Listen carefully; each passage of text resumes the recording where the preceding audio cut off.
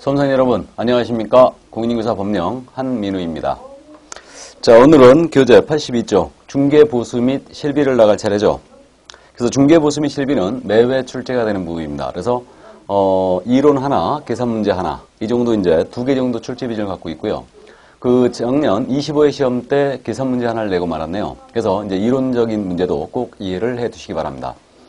자, 중개보수에 대해서 지금 올해 들어서 상당히 말이 많죠. 그래서 이제 그 각 시도별로 그 주택에 대한 이제 중개보수를 낮추기 위해서 뭐 반값 중개보수다 그래갖고 낮추기 위해서 모두 작업을 하고 있고요. 일부 시도가 지금 현재 개정을 완료하고 지금 현재 시행에 들어가고 있습니다.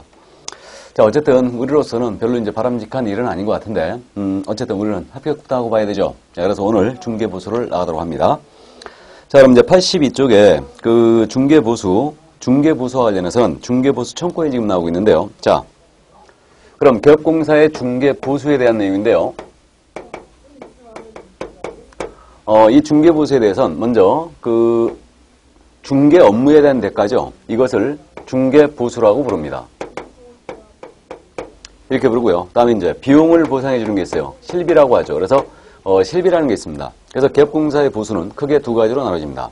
중개보수가 있고 실비가 있다. 그럼 중개보수는 중개업에 대한 대가죠. 그래서 중개업에 대한 대가를 우리는 중개보수라고 부르고 있고요. 그럼 이제 실비는 비용을 보상해 주는 거예요. 그래서 우리 기업공사가 업무를 수행함에 있어서 일정 비용이 소요되는데 이러한 비용을 보상해 주는 게 바로 실비입니다. 그럼 중개보수와 실비는 전혀 성격을 달리합니다. 따라서 기업공사가 중개보수 외에 실비를 받았어요. 실비. 그럼 이것은 보수초과다 아니다? 보수초과 아닙니다. 그래서 중개보수와 실비는 전혀 성격을 달리하기 때문에 이건 보수초과에 해당하지 않습니다. 그 다음에 이 중개보수라는 거 있지 않습니까? 중개보수라는 것은 결국은 중개 업무에 대한 대가예요. 그래서 중개 업무에 대한 대가니까 중개 업무가 아니라면 중개보수 규정이 적용이 없다는 거죠. 이거 알고 있죠. 그래서 우리가 금지행할 때도 언급이 됐었는데, 그럼 컨설팅이라든가 또는 분양 대행을 해줍니다.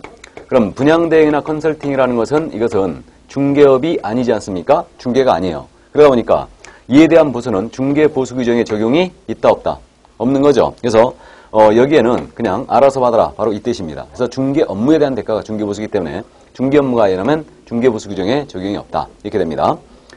자, 그러면 이제 그 정도 기본 이해해 두시고요. 이제 중개보수 관련해서 먼저 중개보수 청구권에 대한 내용을 이해해 두셔야 되죠. 중개보수 청구권. 그래서 이 중개보수를 작년까지만 해도 중개수수료라고 불렀죠. 수수료라고 불렀는데 현재는 중개보수로 용어를 통일했고요. 그래서 중개보수 청구권이 있습니다. 이것이 언제 발생이 되고 언제 행사가 되며 언제 소멸하는지를 정확하게 이해를 해 두시기 바랍니다. 물론 최근 시험에는 이 부분은 잘 안 물어보는데 이해는 꼭 해둘 부분이 있어요. 자, 그래서 예를 들면 이 토지를 소유하고 있는 갑이에요. 이 갑이 토지를 팔아달라고 기업공사 A한테 중개 의뢰했습니다. 요거 의뢰한 날짜가 5월 1일이었어요. 자, 그 다음에 이제 을이 토지를 구해달라고 의뢰한 날짜 5월 10일이었습니다. 그리고 둘 사이에 토지에 대한 매매 교환 임대차 같은 계약 체결됐습니다. 그래서 이 토지에 대한 계약이 체결되기는 5월 15일 날 체결이 됐고요. 잔금은 5월 30일 날 지르게 됐습니다. 5월 30일 날 잔금은 자 이렇게 됐어요. 그럼 지금 현재 이 A의 중개로 말미암아 이 계약이 성사된 거 아닙니까? 그럼 이제 이 A는 갑 또는 을을 상대로 하여 보수를 청구할 수 있습니다. 그럼 갑에 대하여만 따지는데요. 자, 그러면 이 갑에 대하여 이 중개 보수를 달라고 할 수 있는 권리, 이것이 중개보수 청구권이거든요. 이게 언제 발생이 되고 언제 행사가 되며 언제 소멸한지 정확하게 구분하시기 바랍니다. 그래서 먼저 갑에 대하여 따집니다. 갑에 대하여 1번 5월 1일 날 중개보수 청구권은 발생이 됐다. 아니다. 이 발생은 5월 15일 날 계약 체결일에 발생이 됐다. 이게 2번. 아니다. 3번. 잔금 시인 5월 30일 날 발생이 됐다. 자, 중개보수를 달라고 할 수 있는 권리 자체는 갑에 대하여 1번, 2번, 3번 중에 언제 발생이 됐을까요? 자, 그래서 이 5월 15일을 보시면은 5월 15일 계약 체결일이죠. 이거는 중개 완성 시점을 보신 거죠. 그러니까 계약의 체결이 되면 중개가 완성이 된 거예요. 그러니까 이거 5월 15일을 보시면은 이 중개보수 청구권의 행사 시점을 보신 거예요. 그러니까 우리가 중개 완성했다는 뜻은 일을 다 했다는 뜻이죠. 그러니까 보수를 받을 수 있는 시점을 말합니다. 그래서 이 행사 시점은 바로 5월 15일, 즉 거래 계약 체결시를 말합니다. 그래서 거래 계약 시 중개보수 청구권은 이제 행사가 되는 겁니다. 그럼 적어도 이거는 보수를 달라고 쓴 권리 자체니까 거래계약 체결과 동시에 또는 그 전에 발생이 되고 있어야 되겠죠. 그래서 우리는 중개부수청권의 발생은 5월 1일 날, 즉 중개계약 시에 이미 발생이 된다라고 해석이 되고 있어요. 중개계약 시에. 그래서요, 중개부수라는 것은 중개계약 시에 이때 발생이 되고요. 행사는 거래계약 시에 행사합니다. 그럼 실무상 우리는 잔금 시에 지금 보수를 받고 있죠. 그럼 이론적으로 봤을 때 중개부수는 잔금과는 전혀 관련이 없다는 걸 알 수 있죠. 그래서 결국은 이 문제는 잔금 시 우리가 받고 있는데 이때 전액을 행사할 수 있는데 시점만 지금 잔금으로 미루는 거예요. 지급 시기만. 그렇다면 계약 체결 후 잔금 지급 전에 이 계약이 깨져버린 겁니다. 당사자간 사정으로 깨지면 보수를 받을 수 있다 없다? 있다라는 얘기죠. 이거는. 그래서 결국 있는 소멸에 관한 문제로 넘어가는 겁니다. 그래서 이 소멸에 관한 문제는 결국 개업 공인인계사의 고의 또는 과실이에요. 고의 또는 과실로 인하여 체결된 계약이 해제가 되거나 무효가 되거나 취소가 됐습니다. 그럼 이때는 소멸이에요. 그러니까 예를 들어서 토지에 대한 소송 제기 사실이 있었는데 이 사실을 개업공사 A가 숨긴 겁니다. 그로 말미암아 계약이 성사가 됐는데 후일 의뢰인이 이 사실을 알므로써 이 계약을 깨버린 거예요. 그럼 결국은 개업공사의 고의 과실로 이 계약이 해제가 된 경우죠. 그렇다면 이미 받은 보수가 있다면 돌려줘야 됩니다. 못 받은 금액이 있다면 소멸했기 때문에 더 이상 보수를 청구할 수 없게 됩니다. 이렇게 되죠. 그래서 결국은 이걸 거꾸로 그럼 해석하면 당사자 간의 이행지체입니다. 갑을 사이에 이행지체로 인하여 만약에 계약이 깨지거나 해제가 되거나 무효가 되거나 취소가 됐어요. 그럼 이때는 수수청권, 보수청권 소멸한다 안 한다? 소멸하지 않는다라는 얘기죠. 여전히 받을 수 있다는 얘기입니다. 그래서 일단 이 부분 이해를 해 두시고요. 그래서 중개부수청권은 일단 중개계약이 있어야 되고요. 나아가서 거래계약도 있어야 된다. 그럼 중개계약이나 거래계약이 없다면 보수를 더 이상 받을 수 없게 되는 겁니다. 그 점 이해해 두시고요. 자, 그래서 나머지 내용을 잠깐 더 말씀드리면요. 중개부수청권은 이때 발생이 된다고 했죠? 그럼 물에 대하여는 5월 10일 날 발생이 된 거예요. 이때 이제 발생이 됩니다. 그러면 이 우리 판례의 태도인데 이것도 통설이 취하는 견해인데 중개부수청권은 중개계약 시에 이미 거래계약 체결을 정지조건화 이때 발생이 된다. 그 다음에 행사는 거래계약 시 행사한다. 그래서 이때 이미 발생이 됐기 때문에 이것은 재산권이 분명하죠. 그렇기 때문에 거래계약 체결 전이라도 중개부수청권을 제3자에게 양도를 하거나 또는 이 개업공사의 채권자는 이것을 압류도 할 수 있다는 겁니다. 이렇게 되죠. 그래서 양도 압류가 가능하다는 얘기죠. 계약 체결 전이라 하더라도. 자, 그럼 이제 계약이 체결되면 행사할 수 있다고 했는데 그럼 이 거래계약은 개업공사의 중개로 말미암아 계약이 성사가 되죠. 그러니까 인과관계가 있어야 됩니다. 인과관계 있어야 되고 만약에 실무적으로 중개계약기간은 잘 정하지 않지만 중개계약기간이 정해져 있었다. 그러면 갑과 을 사이에, 갑과 A 사이에, 을과 A 사이에 중개계약기간이 정해져 있었다면 이때는 그 중개계약기간 내 거래가 성사될 것을 요구하죠. 그래서 인과관계가 있어야 된다는 뜻입니다. 자, 그럼 여기까지 이해를 해두시고요. 그러면 이제 잠깐 스피드 체크하고 합니다. 교재 82쪽 스피드 체크예요. 거래 당사자 간의 이행지체로 인하여 거래계약이 해제된 경우에도 중개부수청권은 부정된다. OX? X죠.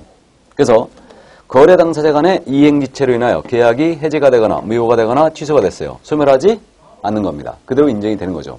그러나 개업공사의 고의 과실로 계약 해제된 경우는 이제 소멸을 하게 됩니다. 일단 가볍게 이해를 해두시기 바랍니다. 자, 이제 중개보수의 한도로 넘어갑니다. 중개보수의 한도. 자, 이 한도를 특히 주의해서 기억을 해주시기 바랍니다. 그래서 이 한도라는 것은 절대 이 범위를 초과해 받아서는 안 된다는 뜻이죠.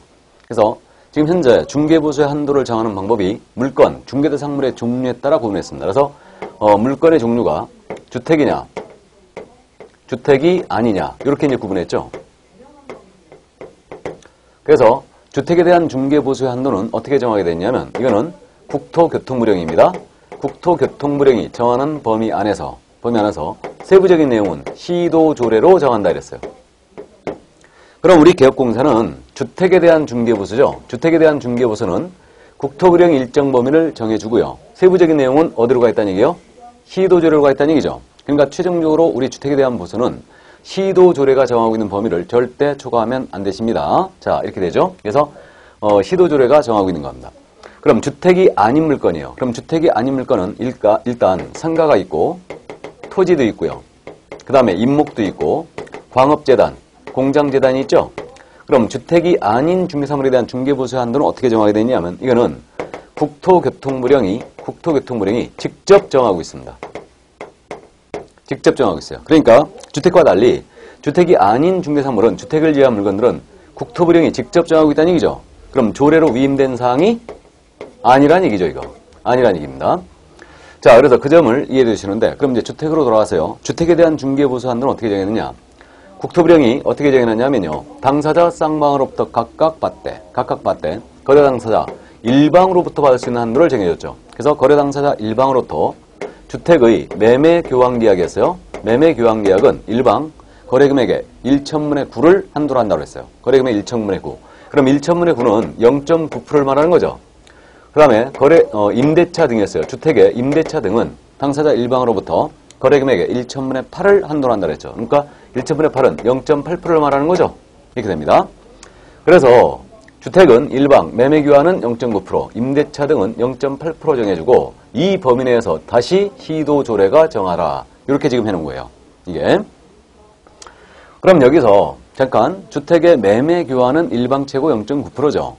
그럼 임대차 등은 0.8%였잖아요. 그러면 주택의 저당권 설정 계약이거든요. 일방 최고 0.9일까요? 0.8일까요? 0.8이겠죠?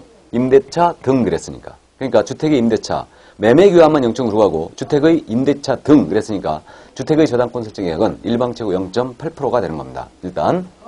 자, 그래서 이렇게 지금 현재 되고 있고요. 그럼 주택이 아닌 물건이에요. 그래서 주택이 아닌 물건에 대해서는 요번에 지금 현재 개정이 됐죠. 이게. 그래서 올해 지금 이 부분이 개정인데 이 주택이 아닌 물건은 일단 오피스텔과 오피스텔 외로 구분했죠. 이거는 또. 그래서 오피스텔에 대한 국토부령이 오피스텔에 대한 중개보수 한도와 오피스텔 외에 나머지 오피스텔을 제외한 나머지 물건에 대한 한도 정하는 방법이 서로 틀립니다. 그래서 오피스텔이거든요. 그래서 이 오피스텔은 전용 면적입니다. 전용 면적 기준 85제곱미터 이하이고요. 제곱미터 이하이고, 그러니까 전용 85제곱미터면은 지금 현재 25평 정도 되는 거죠. 그럼 분양 면적은 오피스텔은 한 40평 정도 될 겁니다. 그래서 이제 주택이라면 전용 85평이면 아파트는 이제 32평을 말하죠. 근데 오피스텔은 이제 공용 면적이 크기 때문에 분양 면적이 한 40평 정도 될 겁니다. 그러면 전용 면적이 85제곱미터 이하이고, 그 다음에 전용 입식 부엌이라든가 전용 입식 부엌과 그 다음에 화장실, 전용 화장실을 갖춘 오피스텔을 말합니다. 그러니까 이른바 이걸 쉽게 말씀드리면 주거용 오피스텔이라는 얘기죠. 그러니까 전용 85제곱미터 이하의 주거용 오피스텔을 말합니다. 그럼 이러한 오피스텔에 대해서는 이 오피스텔의 매매 교환입니다. 매매 교환은 일방 최고 1천분의 5를 한도로 한다고 했어요. 그럼 0.5%라는 얘기죠. 0.5%입니다. 그 다음에 임대차 등이요. 이러한 오피스텔의 임대차 등입니다. 이 임대차 등은 일방 최고 0.4%, 1천분의 4를 한도로 한다고 했어요. 이게. 그래서 오피스텔에 대한 주거용 오피스텔은 이렇게 일방 최고, 매매 교환은 0.5%, 그 다음에 임대차 등은 0.4%로 우리 국토교통부령이 직접 정하고 있습니다. 이게. 자, 그래서 이렇게 돼 있고요. 그 다음에 이제 오피스텔이 아닌 나머지 물건이에요. 그러면 이제 상가, 토지, 임목, 광업재단, 공장재단. 오피스텔을 제외한 나머지 전부 물건은 주택을 제외하고요. 전 물건은 일방 최고 이거는 1천분의 9를 한도로 한다고 했어요. 그래서 0.9%죠. 0.9%고 이 범위 내에서 의뢰인과 협의한 금액을 받아라 이랬어요. 구분되셔요? 그래서 오피스텔에 대해서만 별도로 0.9, 0.5, 0.4로 정해주고요. 나머지 주택이 아닌 물건은 전부 다 오피스텔 제외하고 0.9%로 간다는 얘기죠. 그러면 이제 요 상가에 대하여 쌍방 모두를 중개했다. 이걸 실무상 양타졌다 그러죠. 양타친 경우에 받을 수 있는 중개보수 한도는 최고 1.8%까지 가는 거죠. 근데 오피스텔, 주거용 오피스텔에 대하여 만약에 매매 교환을 중개했어요. 양타를 쳤다? 그러면 1%가 되는 거죠. 근데 임대차는 최고 0.8%밖에 안 됩니다. 양타를 쳤다 하더라도. 그래서 일단 이렇게 지금 현재 정해놓은 겁니다. 그래서 지금 현재 주택은 최종적으로 조례가 정하고 있고 주택이 아닌 물건은 국토부령이 정하는데 이때 국토부령이 오피스텔과 오피스텔 외로 이렇게 이제 구분을 해놨다는 얘기예요. 이게. 그래서 이제 이 점을 꼭 이해해 두시고요. 그래서 올해 이게 지금 개정된 사항이기 때문에 이 부분 특히 주의를 요합니다. 꼭 기억을 해 두셔야 돼요. 이거. 그래서 이 점 꼭 명심을 해 주시고요. 자, 그러면 이제 주택이 아닌 물건 이렇게 됐는데 그럼 여기서 우리 개업공사는 중개보수 한도액표를 게시를 해줘야 되죠. 게시를. 그럼 게시를 할 때 주택에 대해서는 조례가 정하고 있는 범위를 게시를 해줘야 됩니다. 근데 주택이 아닌 물건이잖아요. 아닌 물건은 이거는 국토부령이 직접 정하고 있는 거예요. 그러니까 주택이 아닌 물건에 대해서는요, 이 범위 내에서 이제 의뢰인과 협의한 금액을 받는데 자기가 받을 한도를 직접 그 보수 한도표에다 명시하라고 그랬죠. 명시하여 게시하고 이 게시된 이율, 명시하여 게시된 이율을 초과하여 받아서는 아니 된다라고 했습니다. 이게. 그래서 거기까지 이제 일단 이해해 주시고요. 자, 그러면 현재 교재 여기까지 이제 봤는데 83쪽에 스피드 체크를 잠깐만 보겠습니다. 23회 기출이었는데 중개 의뢰인 일방으로부터 받을 수 있는 주택, 부수토지 포함입니다. 주택의 중개 보수의 한도는 매매 교환의 경우에는 거래 금액의 몇 분의 몇? 매매 교환은 거래 금액의 1,000분의 몇이에요? 9. 1,000분의 9죠. 그래서 1, 1,000, 9가 되고요. 임대차 등에는 거래 금액의 1,000분의 8 이내의 범위 안에서 시도 조례를 정한다. 그렇게 나와야 되죠. 그래서 1,000분의 8이 되겠습니다. 그래서 가로놓기 한번 연습을 해봤어요. 그럼 특히 이런 문제 유형이라면 지금 현재 이 오피스텔이 새로 개정이 되어 있기 때문에 이 오피스텔에 대한 부분을 꼭 주의를 해주시기 바랍니다. 그래서 오피스텔은 전용 면적 85제곱미터 이하고 전용 입식 부엌과 화장실을 갖췄다. 그러한 주거용 오피스텔은 매매교환은 0.5로 가고 임대차 등은 0.4로 가는 거예요. 그러면 85제곱미터로 오피스텔이 초과했잖아요. 초과하면 일방 0.9로 가는 거예요. 이게 그래서 일단 그 정도 이해해 두시고요. 그러면 이제 상가에 대해서는요, 매매든 임대차든 구분이 없다는 얘기죠. 일방 최고 0.9%라는 거예요. 그래서 이렇게 되고요. 그러나 이제 오피스텔과 주택에든 매매 교환 임대차의 구분이 있는 거죠. 이렇게. 자, 그럼 이제 그 다음 적용 방법이라고 83쪽에 나와 있거든요. 그럼 여기서 잠깐 이제 우리 교재에는 내용이 없지만 시도 조례가 지금 주택에 대해서는 한도 액표를 정하고 있어요. 그래서 시도 조례가 정하고 있는 그 한도 액표를 잠시만 그려보겠습니다. 이거. 그래서 현재 이 중개보수 한도 액표 주택에 대해서는 시도 조례가 모두 정하고 있거든요. 그래서 주택에 대한 그 중개보수 한도 액표로서 경기도 조례표를 제가 잠깐만 그려보겠습니다. 경기도 조례표를. 그래서 현재 주택에 대해서 우리 경기도 조례표가 어떻게 되어 있냐면요. 자, 이렇게 되고요. 이 내용은 교재에 없습니다. 지금 제가 참고로 지금 그려드리는 거예요.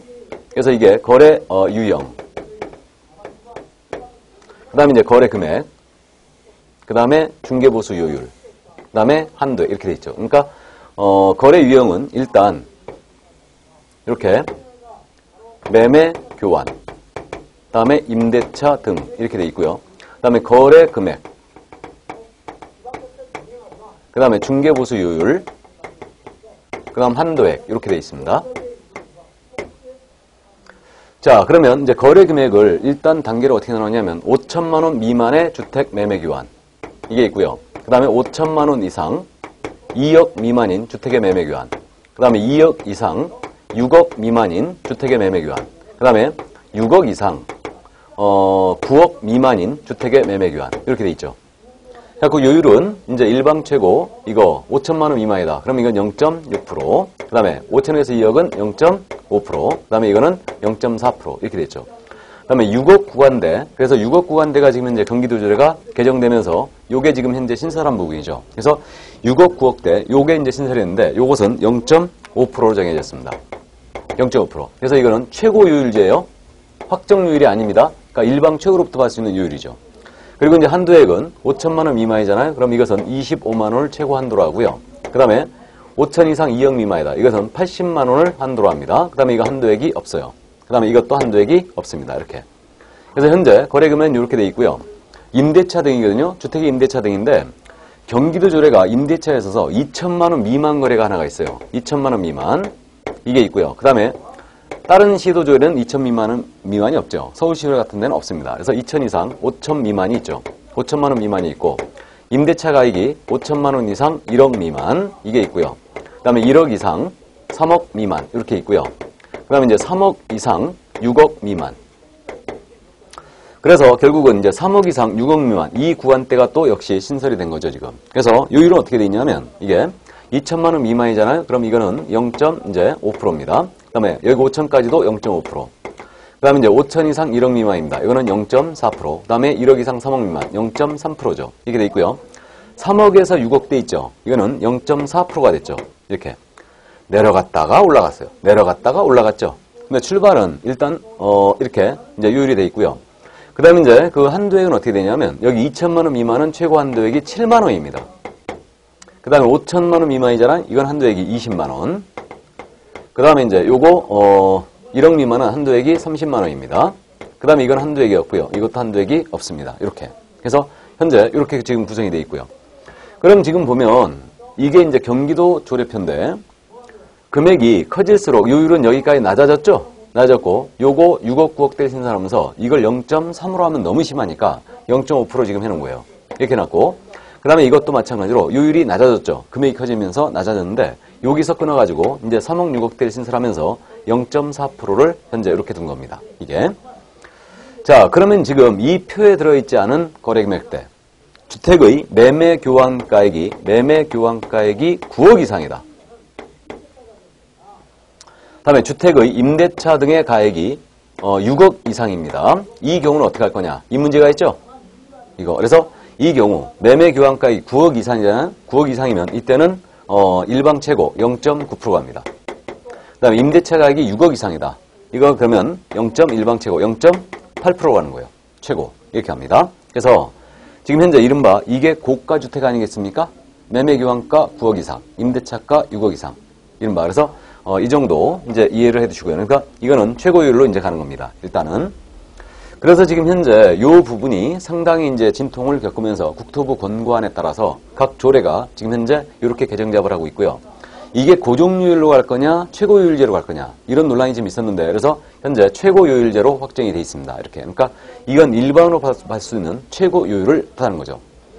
자, 그러면 이제 우리가 시험에서 계산 문제를 내고 있거든요. 그럼 계산 문제를 맞추기 위해서 이 부분을 반드시 암기해야 되느냐? 암기할 필요는 없을 겁니다. 왜 그러냐 하면요.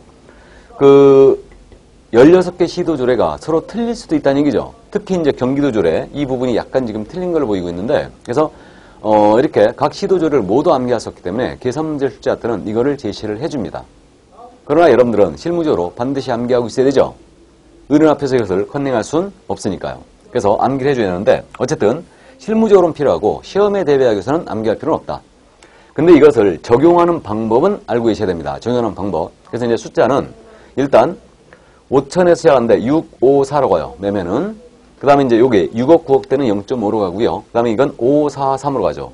임대차는 더 낮은 요율책을 취하고 있어요. 0.1%가 낮죠. 그 다음에 이제 3억 6억 9와는 이제 0.4% 되어 있는 겁니다. 일단. 그 다음에 이제 한도액은 요거 2580이죠.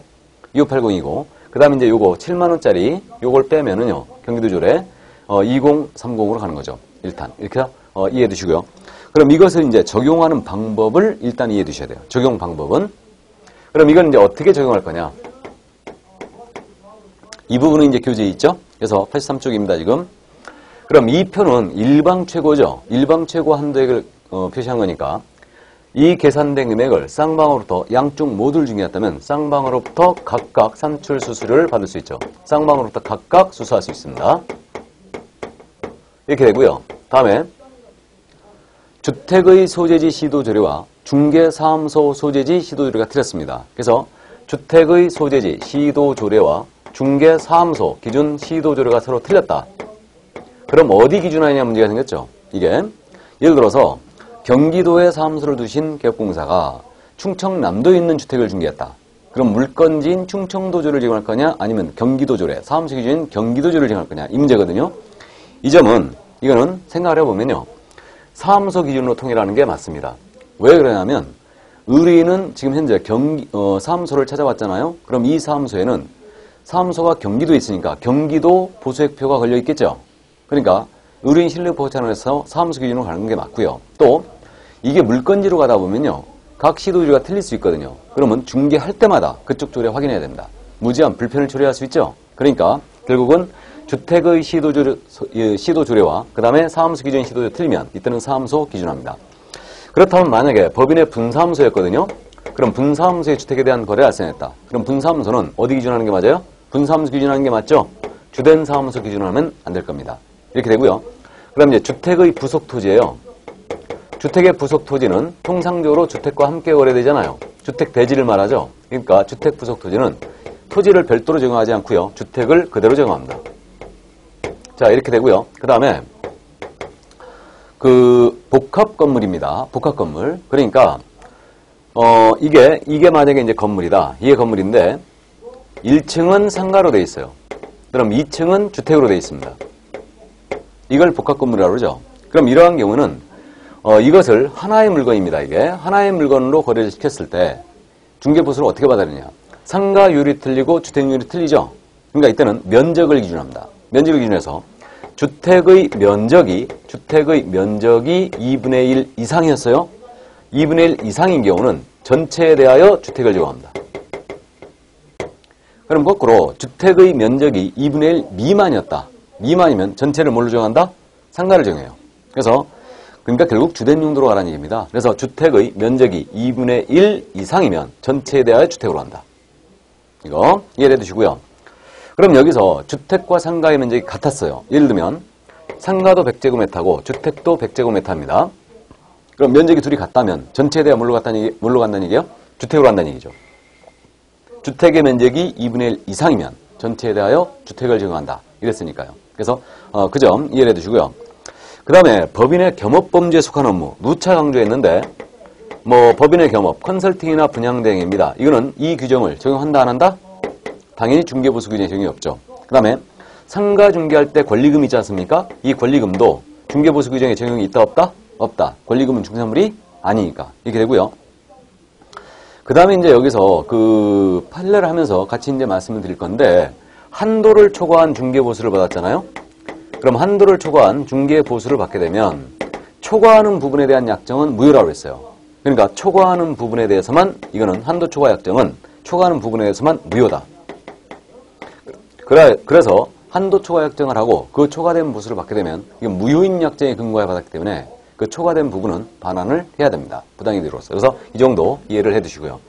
그래서 적용 방법은 이 정도 이해해 두시는데 이제 산출 기준으로 내려갑니다. 그럼 이제 중개보수를 계산을 해보는 건데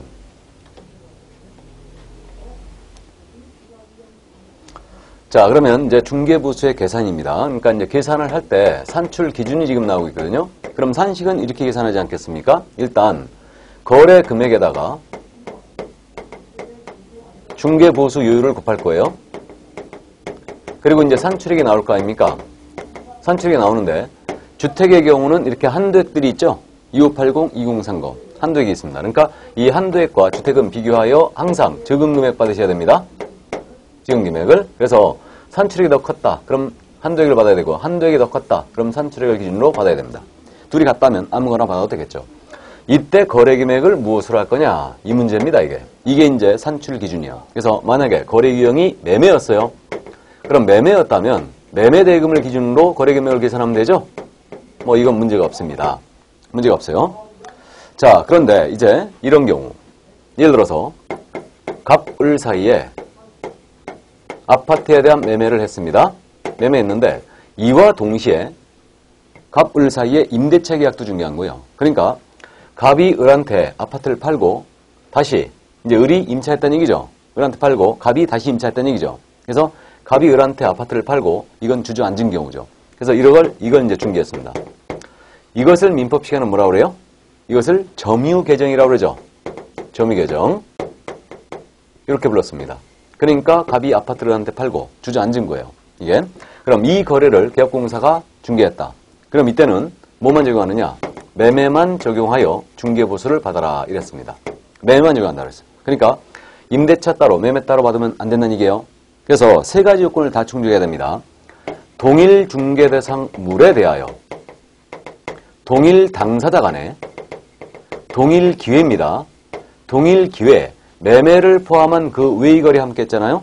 그럼 이때는 뭐만 적용한다고요? 이때는 매매만 적용한다. 그러니까 세 가지를 다 충족해야 돼요. 그래서 동일 중개상물, 동일 당사자, 동일 기회에 됩니다. 그럼 이때는 점유계정의 경우만 이렇게 매매만 적용하여 중개보수를 받아야 된다는 얘기예요. 자, 근데 이런 경우 예를 들어서 갑을 사이에 서로 매매를 했는데 이제 임대차 계약은 을과 병 사이에 한 거예요. 그럼 이때 이 을로부터 매매 따로 임대차 따로 받을 수 있나요? 이때는 받을 수 있겠죠. 이때는. 그래서 이것은 이제 동일 당사자 요건을 충족 못한 거예요. 그러니까 팔고 주저앉았을 때만, 이때만 매매를 지정하는 거지, 이 경우는 을로부터 매매 따로 임대차로 보수를 다 받을 수 있습니다. 그래서 이 점 또 이해를 해 두시고요. 이거.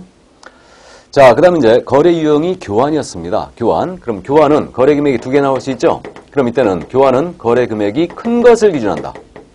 간단하게 이해하세요. 큰 것 기준한다. 그럼 예를 들어서 아파트 4억짜리하고 단독주택 3억짜리를 맞바꾼다. 그럼 이때는 4억 기준한다는 얘기죠? 큰 것 기준이에요. 왜 그러냐면요. 보수를 계산할 때 아파트 4억짜리 주는 사람은 4억짜리 줬으니까 4억에 따른 보수를 물어야 되고요. 3억짜리 준 사람은 4억짜리를 받았으니까 큰 거에 따라 수를 묻는다. 보수를 물어요. 그래서 큰 것 기준이다. 이 점을 주의해 주시고요. 이때 단독 3억 주는 사람은 여기다 플러스 1억을 하겠죠? 요 1억을 민법 시간에 이제 보충금이라고 공부했죠. 보충금은 우리는 중개 계산할, 보수 계산할 때 가산하지 않습니다. 그래서 순수 가액만 비교하여 높은 것 기준하여 보수를 쌍방으로부터 각각 받는다. 이렇게 해서 교환은 큰 것 기준이다. 그렇게 이해하시면 되고요. 다만 이제 요율 체계가 다른 물건끼리 교환했잖아요. 상가와 주택을, 아파트를 맞바꿨다. 그럼 이런 건 중개 보수 요율이 높게 나오는 걸로 적용한다. 이거는. 그래서 높게 나오는 걸 적용한다. 그 정도 이해하시고요. 그 다음에 이제 전세는 전세금으로 가면 됩니다. 별로 문제 없어요. 근데 이제 임대차가 문제죠. 임대차. 그래서 거래 유형이 임대차였습니다. 그럼 이때는 거래 금액을 뭘로 해야 되느냐? 요 임대차에 관한 거래 금액을 보증금 있잖아요. 더하기 월세입니다. 보증금 더하기 월차임이 있죠. 월세에다가 곱하기 100을 하여 합산하게 되어 있습니다. 이렇게 곱하기 100을 하여 합산한다. 그러니까 보증금 더하기 월세 곱하기 100을 합계한 금액을 거래 금액으로 삼아요. 임대차는. 그럼 이 100의 근거가 어디 있느냐? 어디서 나온 거냐? 우리가 지금은 이렇게 하면 안 되는데 전에는 그렇게 했죠. 주택 보증금을 월세로 전환시켜요. 그럼 월 일부 이자를 쳤었죠. 그럼 예를 들어서 내가 아파트 전세 8천짜리 들어가려고 그랬는데 보증금이 5천밖에 없는 거예요. 그럼 3천만 원 월세로 전환시키거든요. 그럼 저는 어떻게 했느냐 하면 3천만 원에 대한 월 일부 이자를 쳤어요. 월 일부 이자는 1%를 얘기합니다. 1%. 그러면 이거 3천만 원에 대한 월 일부 이자는 1%니까 30만 원이라는 얘기죠. 그러니까 30만 원으로 이제 전환시켰는데 여기다 곱하기 100 하면 다시 3천 나오죠. 그러니까 이 100의 근거가 우리가 실무에서 그렇게 이제 월 일부 이자로 전환시켰는데 보증금을 월세로 이렇게 전환시켰는데 그 일부 이자는 알 수 있어요. 그럼 일부는 월 1%를 얘기하니까 연리로 따지면 몇 프로? 12%예요. 이게 역산한 곱하기 100이었어요. 이게. 이해되십니까? 그래서 거기서 100이 나온 거예요. 그래서 이렇게 이제 100으로 했는데 전에는 이렇게 안 했죠. 그래서 2000년도 전에는 보증금 더하기 월세 곱하기 계약기간 월수였어요. 그러면 계약기간 월수였다면 여기 곱하기 100이 아니었다는 얘기죠. 그러면 주택임대차는 24가 통상 곱했을 테고 상가임대차는 통상 12가 곱했을 거예요. 근데 이게 2006년부터 느닷없이 곱하기 100으로 바뀐 거예요. 그래가지고 이게 소액임대차에 있어서 무려 중개보수가 3배가 떼버린 거예요. 그래가지고 중개보수가 너무 비싸졌다 그래가지고 이제 이것을 보완을 했죠. 그래서 임대차는요, 거래금액을 계산할 때 보증금 더하기 월세 곱하기 100 함이 원칙이에요. 이게 대원칙입니다. 이게 원칙인데 이렇게 계산한 금액이 만약에 5천만 원 미만이 나왔잖아요. 5천만 원 미만이 나오면 이때는 월세에다가 곱하기 70으로 해야 합니다. 곱하기 100을 하는 게 아니에요. 그러니까 70은 적당히 낮춘 거죠. 이게. 그럼 예를 들어서 보증금 2천만 원에 월세가 20만 원짜리였다. 그럼 이 경우는 얻는 계산에도 2천 더하기 월세 20만 원 곱하기 100 하면 4천밖에 안 나오죠. 그러니까 5천만 원 미만 거래가 된 거예요. 그럼 이 경우는 이제 소액임차인을 보호하기 위해서 월세 곱하기 70으로 갔다는 얘기죠. 그래서 곱하기 100한 합계액이 5천만 원 미만 났을 때 이때는 이제 2천만 원 더하기 20만 원 곱하기 몇? 70으로 해야 되죠. 그럼 이게 1,400 나오죠. 그럼 합산 거래금액이 얼마 나오는 거예요? 3,400만 원이 나오는 겁니다. 그래서 3,400만 원 기준으로 계산해 줘야지 이걸 갖다가 월세 곱하기 100 해갖고 4천만 원 계산해갖고 중개보수율 적용해갖고 받았다. 그럼 바로 보수 초과합니다. 그래서 이거 5천만 원 미만 원 나오는 경우는 월세 곱하기 100을 한 계획이 5천만 원 미만 나오면 월세 곱하기 70으로 하는데 그래서 이렇게 가는 것은요. 주택임대차만 그렇게 하는 게 아니에요. 전부 다 그렇게 합니다. 그래서 오피스텔 임대차든 상가임대차든 토지임대차든 월세 곱하기 100을 하여 합계한 금액 5천만 원 미만 나오면 전부 다 그렇게 한다. 그래서 주택뿐만 아니고 상가, 토지, 더 나아가 오피스텔 이런 것들도 전부 다 계산 방식이 이렇게 한다는 거예요. 월세 곱하기 70으로 다시 한다. 이 점을 또 주의해 주시기 바랍니다. 이거. 자, 그래서 임대차 주의를 해야 되겠죠. 그래서 그 점 주의해 주시고, 이제 분양권입니다. 거래 유형이 분양권이에요. 그러면 이 분양권의 경우는 분양금액이라는 게 있습니다. 분양금액으로 계산하면 절대 안 돼요. 분양금액으로. 그래서 이제 분양권의 경우는 기납입금이라고 그랬죠. 그럼 기납입금은 계약금이나 중도금 이미 납입한 금액을 말하죠. 그래서 그러한 금액과 여기 분양권 프리미엄이 있죠. 그래서 프리미엄을 합산한 금액으로 거래 금액을 산정한다 이랬어요. 그래서 분양권은요, 절대 분양금액의 프리미엄으로 가는 게 아니에요. 이걸로 가는 게 아니고요. 기납입금의 프리미엄 합산 금액으로 합산한다. 이 점을 주의하셔야 돼요. 이게. 그래서 그 분양금액으로 하게 되면 바로 이제 보수 초과에 걸릴 가능성이 있습니다. 자, 그래서 그 정도 또 이해를 해 두시고요. 이게. 자, 그래서 산출 기준 방법을 따져봤죠. 그래서 매매 주의해 주시고, 임대차 특히 주의해 주시고, 그 다음에 이제 분양권도 주의해 주시고요. 그 다음에 이제 올해 오피스텔이 지금 현재 개정이 되어 있기 때문에 주거용 오피스텔에 대한 요율을 꼭 주의를 해 주시기 바랍니다. 그럼 이제 그 83쪽 맨 밑에 지급 시기라고 나와 있죠. 그래서 중개보수의 지급 시기는 당사자 약정이어야 합니다. 그래서 이 지급 시기는 일단 당사자 약정에 따르되 약정이 없습니다. 없으면 거래대금 지급이 완료된 날로 한다 그랬어요. 약정이 없으면. 이것도 우리 협회에서 상당히 반대했던 부분이거든요. 그래서 사실상 거래대금 지급이 완료된 날로 한다. 약정이 없으면. 근데 실무적으로 중개 의뢰하면서 지급 시기를 별도로 안 정하죠, 통상. 그러니까 이제 앞으로는 되도록이면 정하시기 바랍니다. 그래서 그 중개 의뢰를 받으면서 계약을 하면서 보수는 일단은 계약 시 50%, 잔금 시 50%, 뭐 이런 식으로 유도하는 게 좋죠. 그래서 약정이 없으면 거래대금 지급이 완료된 날로 해버렸기 때문에 만약에 그럼 중간에 계약이 깨져버리면 이거 어떻게 하라는 소리냐, 이런 문제가 되죠. 그래서 어쨌든 그 정도 이해를 해두시고요. 거래대금 지급이 완료된 날로 한다. 약정이 없는 경우에는. 자, 그럼 거기까지 하고요. 판례를 잠깐 보겠습니다. 84쪽으로 넘어갑니다. 판례. 개업공사는 상인의 자격을 갖는 것으로서. 맞아요? 우리 개업공사는 중개를 업으로 하는 자이죠. 그러니까 상인이 맞습니다. 따라서 개업공사의 중개보수는 상인의 자격으로 당연히 존재하는 상인의 보수로 인정이 되므로 중개계약에서 유상임을 명시하지 않더라도 중개보수 청구는 인정이 된다. 알아보시겠어요? 이 얘기죠. 우린 통상적으로 의뢰를 받으면서 중개보수에 관한 약정을 별도로 안 합니다. 근데 중개완성 시에는 당연히 의뢰인들 상대로 보수를 청구할 수 있다고 하는데 그 이유는 뭐냐? 우리 개업공사가 상인이기 때문이에요. 그래서 상인은 상인보수 청구권이 인정이 되기 때문에 중개계약에서 유상임을 명시하지 않았더라도 당연히 청구권이 인정된다는 게 우리 판례였습니다. 참고하시고요. 2번 내려갑니다. 시기 여하에 불구하고 중개 완료 이전에 중개계약이 해지되면 당연히 그에 대한 부청권을 상실하는 것으로서 중개가 가능하였음을 전제로 기대중개수를 상등해 손해배상 청구를 할 수 없다 그랬어요. 이건 무슨 얘기냐면 갑이요, 아파트를 팔아달라고 개업공사 A한테 중개 의뢰했던 거죠. 근데 이 아파트 가격이 계속 오르고 있네요. 그러니까 내놨다가 이 갑이 물건을 회수해버린 거예요. 그럼 물건을 회수했다는 얘기는 중개계약을 해지했다는 얘기죠? 그래서 중개계약을 해지한 거예요. 그럼 이 A가 아무리 많은 노력을 기울였다 하더라도 기대중개 수료 상당에 그 보수를 청구할 수, 손해배상을 청구할 수 없다는 거예요. 이게. 그래서 우리 중개계약이 위임과 유사하기 때문에 언제든지 중개계약은 해지할 수 있고요. 이 해지로 인한 손해배상을 의뢰인한테 청구할 수 없다는 겁니다. 왜? 개업공사가 땅 파먹고 살인가 그러죠. 그게 아니고요. 위임은 원칙적으로 이제 손해배상을 청구할 수 없어요. 해지로 인한 손해배상을. 그래서 특별한 경우가 아니면 손해배상 청구가 안 됩니다. 그래서 어쨌든 2번 판례가 바로 그 내용이었고요.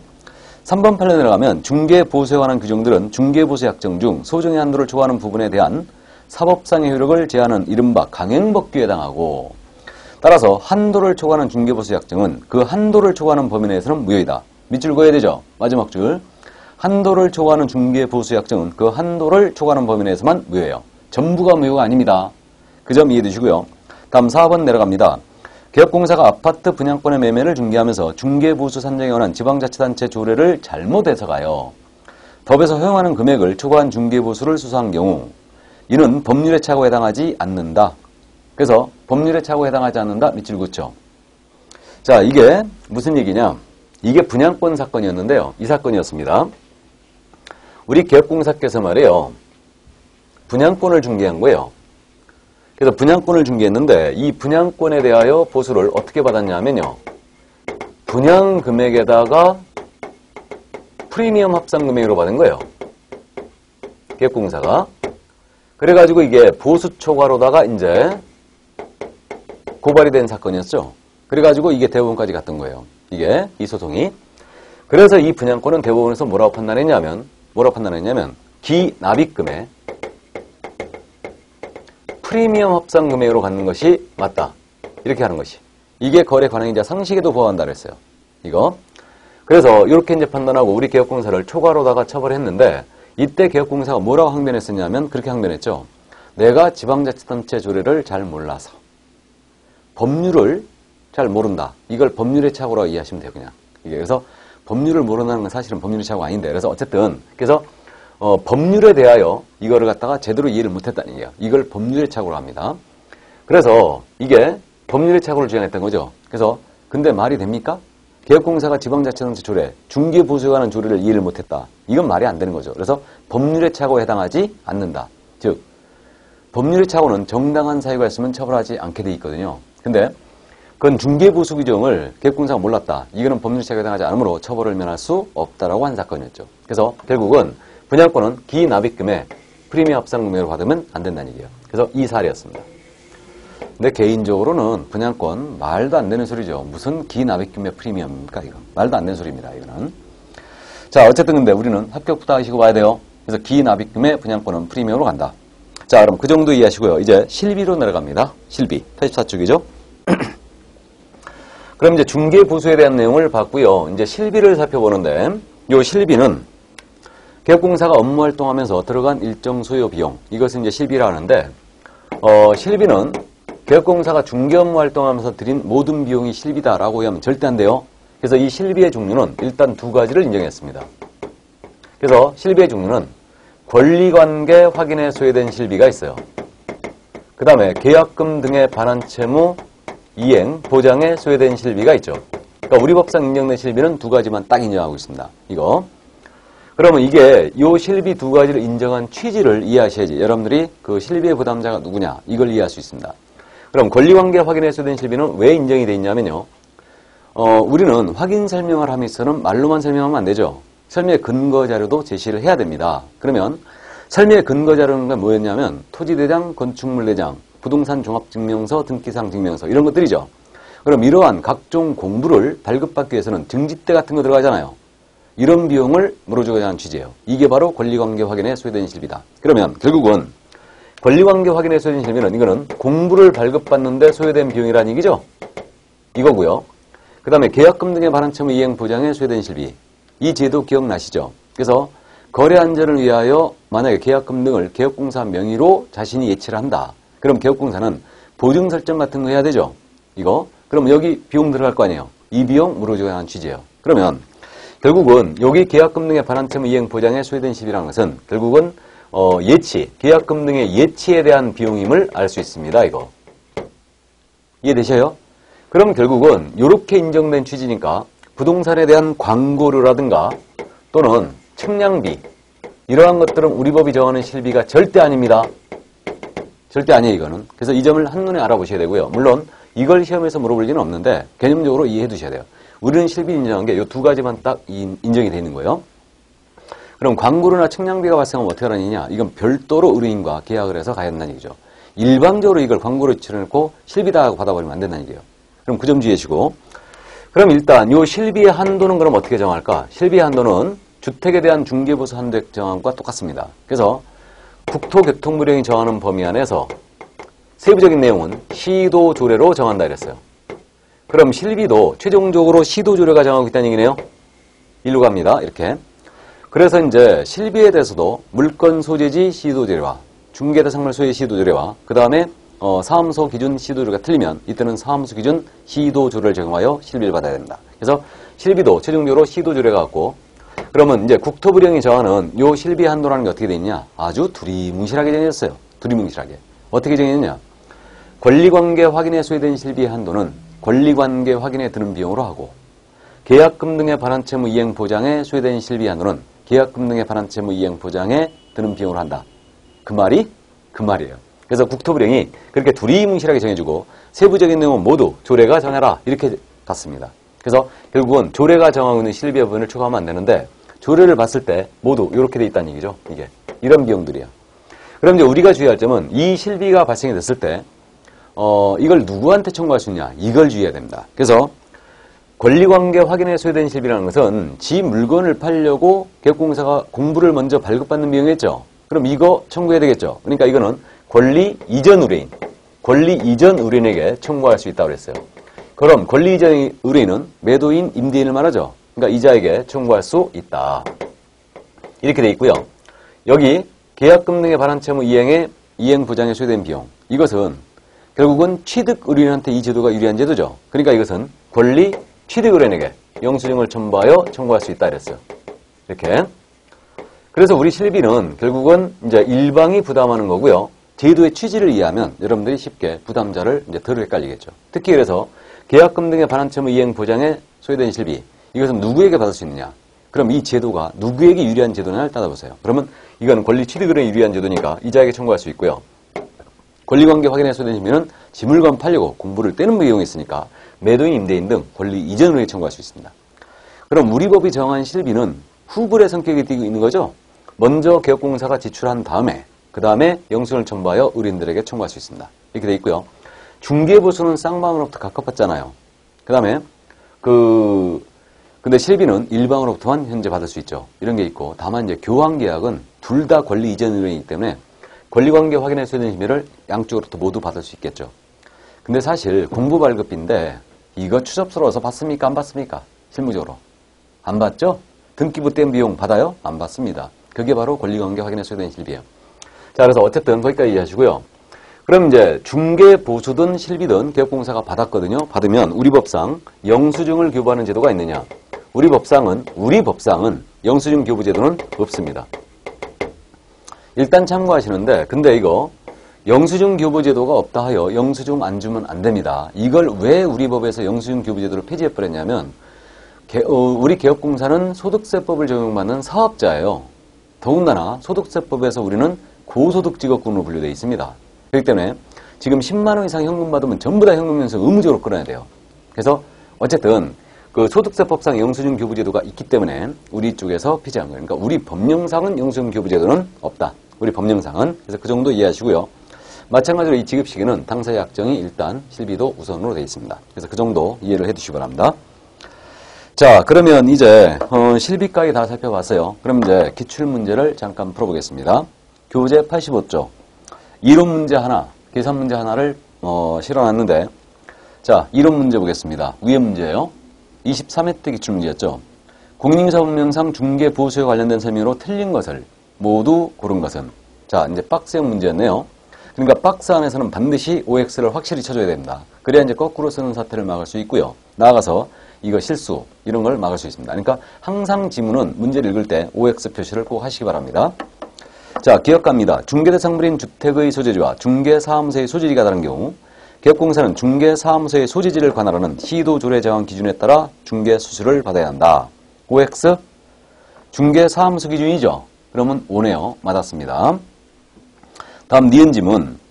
교환계약의 경우는 교환대상 중개사물 중 거래금액이 큰 중개사물의 가액을 거래금액으로 하여 수수료를 산정한다. 역시 맞았죠? 그래서 교환은 큰 것 기준이다.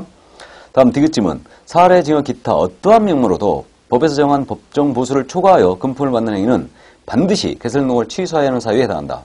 자, 우리 보수 초과 행위는 금지 행위죠.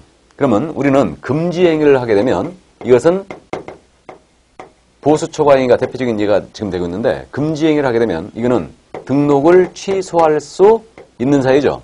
의무적 등록 취소예요. 의무적 등록 취소고 그리고 1년 이하의 징역 또는 1,000만 원 이하의 벌금에 처하는 사유입니다. 그럼 디귿지문 X죠. X. 그래서 보수 초과 행위는 의무적 등록 취소 또는 업무정지예요. 이게. 자, 그래서 디귿지문 X고요. 등록을 취소할 수 있는 사유에 해당하는 거죠. 다음 리을지문. 동일한 중개사물에 대하여 동일 당사 간에 매매와 임대차가 동일 기회에 이루어지는 경우 매매계약과 임대차 계약의 거래금액을 합산한 금액을 기준으로 수수료를 산정한다. 이렇게 하면 좋겠는데요. 매매만 적용해야 되죠. 그러니까 동일 중개사물에 대하여 동일 당사 간에 동일 기회에 매매를 포함한 그 외의 거래했다. 그럼 매매만 적용한다고 했습니다. 그래서 점유 계정이에요. 그래서 리을 지문 역시 X네요. 그럼 지금 정답이 틀린 것 골라라 그랬죠. 그러니까 틀린 것은 디귿 리을이죠. 그래서 정답은 5번입니다. 근데 이걸 갖다 다 풀어놓고 말이에요. 문제 제대로 안 읽어갖고. 기억, 니은이 있어요, 없어요? 있죠? 기억, 니은, 옳은 지문. 그죠? 1번에 있습니다. 그러니까 이런 운을 범하지 말아야 돼요. 그렇기 때문에 꼭 문제는 풀 때 지문을 읽으면 OX, OX를 하고 정확하게 문제를 이제 풀어나가야 됩니다. 그래서 틀린 것 하면은 X 딱 쳐놓고 시작하는 거예요. 그래야 우리가 거꾸로 쓰는 사태, 실수하는 사태를 되도록 막을 수 있죠. 자, 그래서 이론 문제고, 그러니까 올해 이론 문제 출제 가능성이 높아진 거예요. 특히 오피스텔 한도가 달라졌기 때문에 이론 문제 꼭 정리를 해주셔야 됩니다. 자, 이제 계산 문제 하나 내려갑니다. 작년도 문제였는데 아주 이거 작년에 계산 문제 어려운 문제였습니다. 장난을 심하게 쳤어요. 이게 개업공사가 X시에 소재하는 주택의 면적이 3분의 1인 건축물에 대하여 주택의 면적이 3분의 1이래요. 대하여 매매와 임대차 계획을 동시에 중개하였다.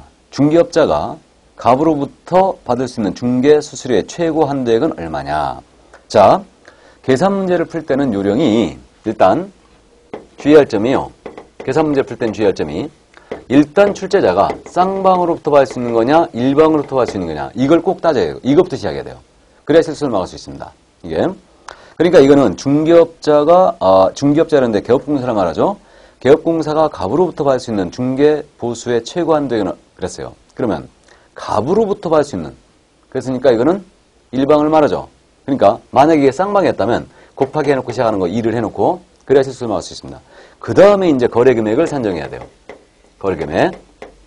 그래서 거래 금액 산정할 때는 특히 5천만 원 미만 거래는 월수 곱하기 70%로 한다. 다시 계산해야 됩니다. 그래서 이걸 이제 산정해야 되고 그 다음에 이제 괄호 속에 있는 한도, 지시된 요율 이런 것들을 한도라든가 제시된 요율을 정확히 보셔야 됩니다.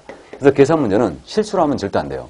실수하면 잘못 계산된 금액이 꼭 이게 지문에 있거든요. 그러니까 이제 검산을 해도 이건 헤어나지 못합니다. 그래서 그 점 주의하시고.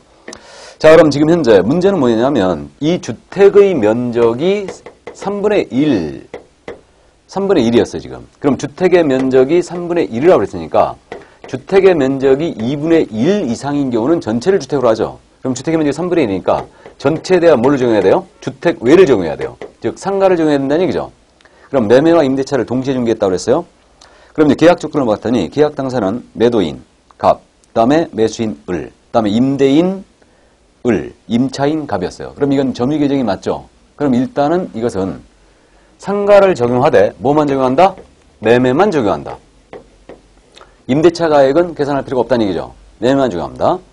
그럼 이제 매매 계약은 매매 대금은 1억이었어요. 매매 계약에 대해 합의된 중개 보수가 100만 원이었답니다. 100만 원이었고 임대차 계약은 임대차 보증금 3천에 월차임 30만 원. 임대차 기한 2년 이랬는데 임대차는 따질 필요도 없죠.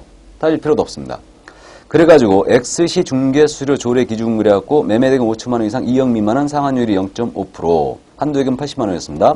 5천만 원 이상 1억 미만은 상환율 0.4%, 한도액 30만 원. 그래서 이게 작년 문제가 어려웠다는 게 지금 현재 결론이 나와 있거든요. 상가는 조례를 적용한다 안 한다? 안 한다. 함정이었죠. 제시된 요율이 함정이었습니다. 이게. 그러니까 이거 X시 중개 수수료 조례는 이거는 주택에 대한 중개 보수죠 지금. 근데 상가는 최고 일방 최고 0.9% 가죠. 임대차든 매매든 이렇게 되고요. 그 다음에 이건 점유 계정이니까 매매만 적용하는 거예요. 그럼 지금 현재 매매가가 1억이었죠. 그러면 1억에 대하여 곱하기 0.9% 하면 일방 갑으로부터 얼마 나와요? 90만 원 나옵니다. 90만 원. 이게 정답이었죠. 이게. 근데 뭐 합의된 보수 100만 원 장난섭부터 시작해갖고 X시 중개수수료 조례 그래갖고 이렇게 제시를 해놓은 거예요. 그러니까 함정을 깊이 파는 거예요. 그러니까 여러분들이 문제를 풀면서 엄청 속았던 거죠. 난이도가 아주 높은 문제였는데 좋게 가면 난이도가 높은 거고 아주 문제를 지저분하게 치사하게 냈습니다. 이게. 자, 그래서 정답은 90만 원 3번이 되겠습니다. 3번. 자, 여기까지. 그래서 중개 보수에 대한 내용을 이제 다 봤습니다. 그래서 누차 강조 들었듯이 이제 올해 오피스텔에 대한 보수 한도가 새로 들어왔기 때문에 그 부분 특히 주의하시고 작년에 계산 문제 하나만 딱 내고 말았기 때문에 우리 26회 때는 반드시 이론 문제 꼭 정리를 해 주셔야 됩니다. 물론 계산 문제 나와도 맞출 수 있어야 되죠. 자, 그럼 여기까지 하고요. 그럼 잠시 쉬었다가 이제 교육, 업무 위탁, 보상금을 나가도록 하겠습니다. 잠시 쉬겠습니다.